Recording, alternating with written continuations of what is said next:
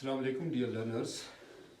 It's class 12th and our topic is international organizations.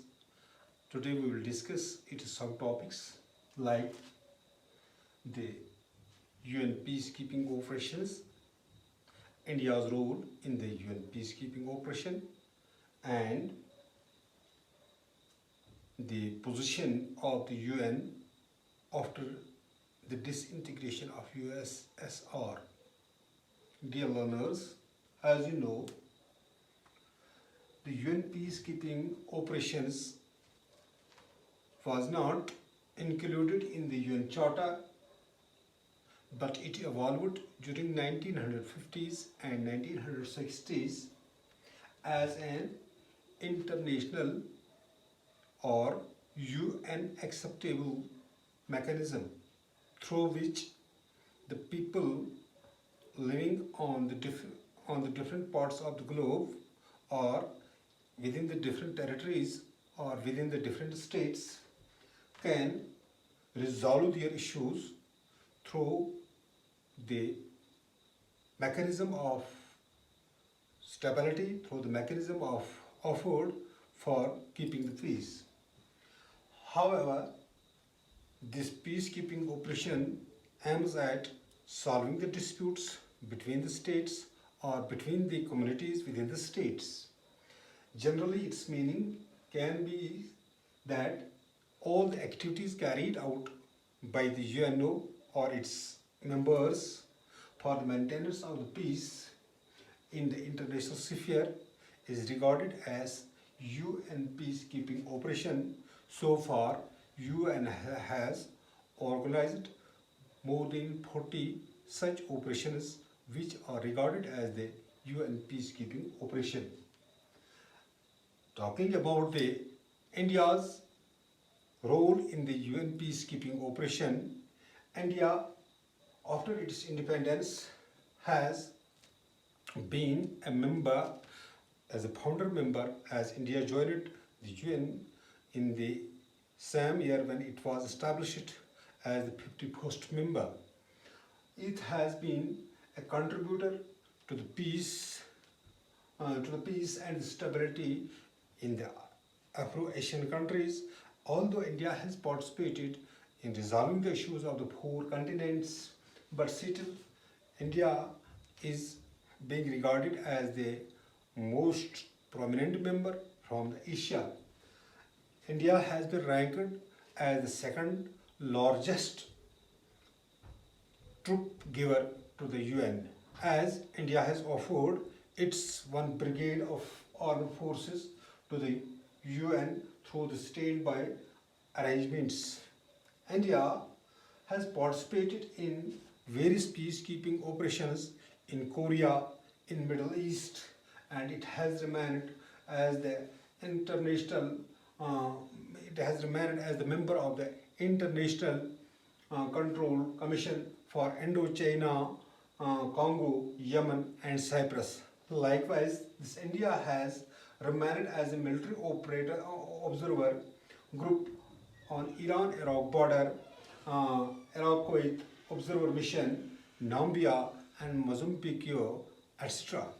Likewise, not only giving the armed force to the UN, it has mastered the techniques of solving the problems through negotiations and the diplomacy.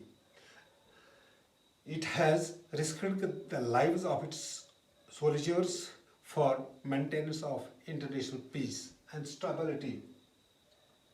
It has adopted the policy of non-alignment movement to strengthen the values of the human rights of the United Nations organization.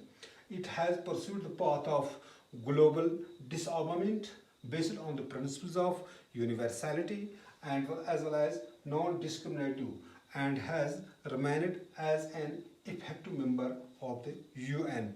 It has also helped the dependent countries for the attainment of their freedom. It has opposed all forms of imperialism as well as all forms of colonialism.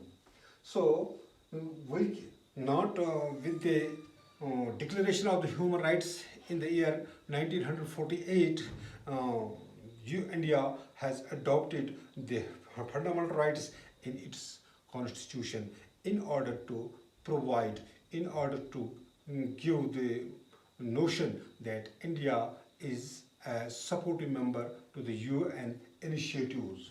Likewise, the mechanism has changed after the disintegration of former or the erstwhile Soviet Union, what we called the USSR, now the Russia. After the collapse of USSR, the USA has emerged as a sole or as a single power, what we call the unipole world.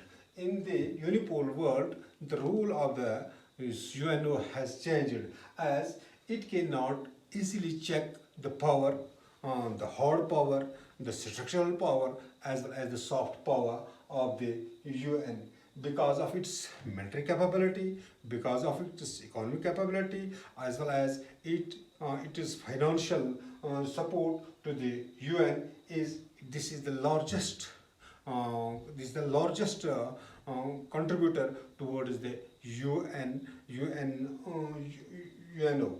Likewise, its veto power, India, the veto power conferred upon the USA has its ability that it can challenge any of the issues, any of the moves which are against its interests. So the role of UNO here has become ineffective.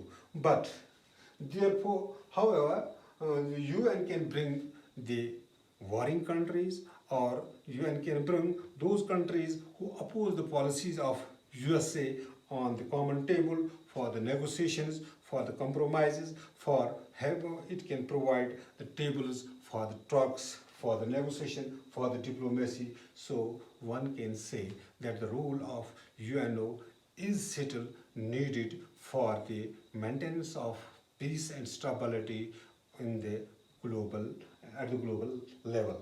This is all about today's topic.